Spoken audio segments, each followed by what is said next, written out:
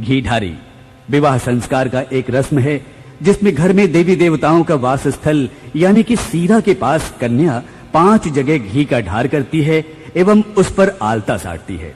पंडित जी मंत्र पाठ करते हैं। उसी समय भाव विभोर महिलाएं गीतों की रस की फुहार ऐसे छोड़ती हैं।